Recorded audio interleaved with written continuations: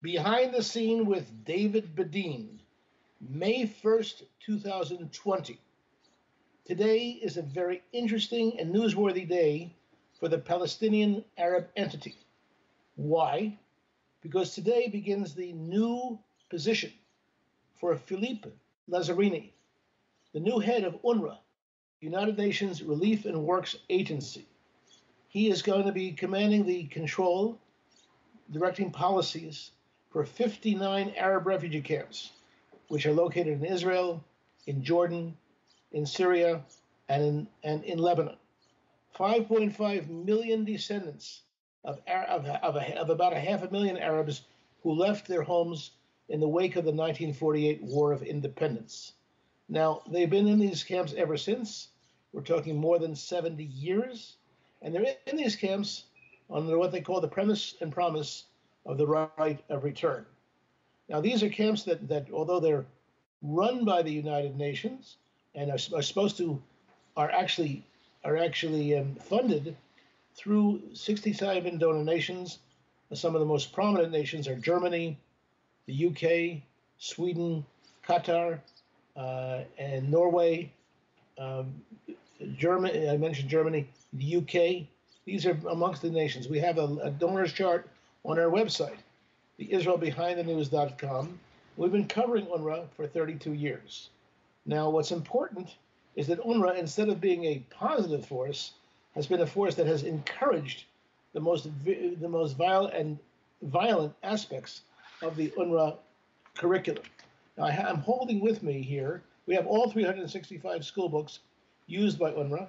We've commissioned their translations by three experts with PhDs, but this you don't need a translation for. This is a brand new school book for the 5th grade of UNRWA, and here you have a terrorist, Dalal al-Mughrabi, who murdered 38 people in a terror attack on the coastal road of Israel in March 1978. Now, take a look at her. She's in her full terror garb, and it speaks for itself. 3 pages after that, teaching the children that she has the legacy for the Palestinian Arab people, and you have to grow up to be like her. Now, I'm going to mention 15 challenges, 15 policy challenges that the new head of UNRWA faces. And he has a responsibility. Yes, he has a responsibility to take care of 5.5 million people. He also has a responsibility to be accounted for the principles and the values of the United Nations. So let's go over those 15 principles. Number 1, the school books. It would seem logical that as someone coming in from the United Nations, from UNRWA, to run a United Nations agency should immediately confiscate books like this one, which have pictures of murderers in them as role models. Number 2, UNRWA has a contract with the Palestine Liberation Organization, and has had this contract for the last 20 years, to provide them with all the school books that are being taught in the area of the land of Israel. However, the PLO does not promote peace like the United Nations does, and the question is, should the PLO contract be renewed? Because every aspect of the curriculum that the PLO presents, again, which is on our website, IsraelBehindTheNews.com, is promoting the state of war. The next issue number 3, now you'll be seeing a film to show what I'm talking about. Will there be a demand of the new head of UNRWA that at all the schoolyards and all the schools, the pictures that portray murderers be taken down from the walls of the schools and the walls inside the schools? Is this appropriate for a United Nations school? Then there's the issue of number 4, the issue of the Kutla clubs. There are Kutla clubs where children are taught the art and the value of, in their after-school UNRWA education, of destroying Israel, killing Jews, and this is one of the functions that's actually run by Hamas-related charities. And the question is whether Al-Kutla should be allowed to continue. Number 5, excuse me. There are military parades which take place all the time in the UNRWA schools. Will the will the new head of UNRWA, Philippe Lazzarini, ask that it be stopped? Number 6, Hamas. Hamas ran candidates in the UNRWA workers election and in the UNRWA teachers election for the last 20 years, and Hamas has been victorious. Well, Hamas is defined and defines itself as an active military entity, a terror active entity, and there are laws on the books in the U.S., in the U.K., in Sweden, in the UN itself, and in the EU, forbidding the inclusion of people who are part of terrorist organizations to be part of their schools or any other facility of the United Nations. So the question is, will anyone elected on the Hamas ticket be asked to leave? Number 7, Nakba. Nakba, which is the anniversary of the War of Independence. The Arabs call it Nakba, the War of Disaster. But what has been happening in the last 20 years, there have been Nakba processions, Nakba parades, military parades, and also praising the concept of conquering all of Palestine, and conquering Israel, and replacing it with an Arab state in a military fashion. Will not this year on May 15th again with the new director, Philippe Lazzarini? Number 8, what about the singer? There's a singer named Mohammad Assal. Mohammad Assal is a very, very popular singer. He won the Youth Idol Award for the Middle East. But at the same time, he sings songs praising the armed struggle, the murder of Jews, the overthrow of the state of Israel, and he had been named a few years ago to be the UNRWA Youth Ambassador. He continues to present himself as representing UNRWA to the entire youth population of UNRWA. The question is, should UNRWA maintain his services, considering that this is a United Nations agency? Number 9, there are memorial ceremonies. There are memorial ceremonies held all the time in UNRWA facilities to honor those Arabs who have been killed while they were trying to murder Jews. Should that continue? Number 10, what about accountability and transparency? Shouldn't UNRWA be held to a very high level of transparency as donations come in all the time? Right now, UNRWA is getting a lot of donations to deal with the coronavirus. 13 exactly have been affected by the coronavirus in Gaza. Millions have been received through the World Bank, through the 67 donor nations of UNRWA, through Qatar, even through Israel. And the question of the surplus of supplies, the surplus often leads to a situation where there's the supplies are sold on the open market. That's not in the news story, but the question is, under the new leadership of Philippe Lazzarini, will that continue? The next issue has to do with the issue of funds that come in, which disappear because they're coming in cash. Why should the funds come in cash? Perhaps there's another way, because when funds come in cash, funds disappear.